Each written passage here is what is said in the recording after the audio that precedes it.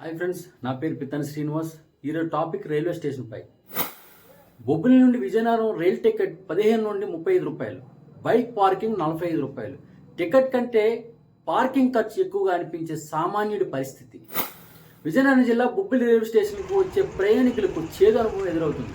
బొబ్బిలి నుండి విజయనగరం వెళ్లే రైలు టికెట్ ధర కేవలం 15 రూపాయలు, కానీ రైల్వే స్టేషన్లో బైక్ పార్కింగ్ మాత్రం 40 రూపాయలు.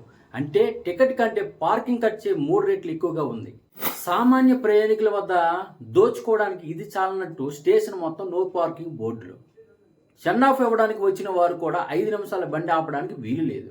పార్కింగ్లో పెడితే 40 రూపాయలు, బయట పెడితే ఆర్పీఎఫ్ పోలీసులు వచ్చి బైకులకు చైన్ వేసి లాక్ చేస్తున్నారు.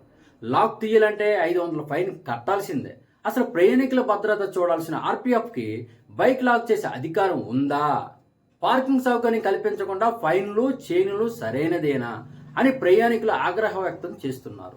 బొబ్బిలి పట్టణానికి చెందిన ప్రయాణికుడు ఆర్పీఎఫ్ పోలీసును ఎదిరించి వీడియో తీసి నిలదీస్తున్నాడు. అదేంటో చూడండి.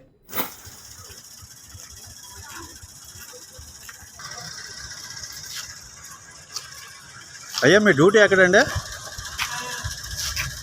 ఆర్పిఎఫ్ వారు మీ డ్యూటీ ఎక్కడ సార్? ప్లాట్ఫారం మీద.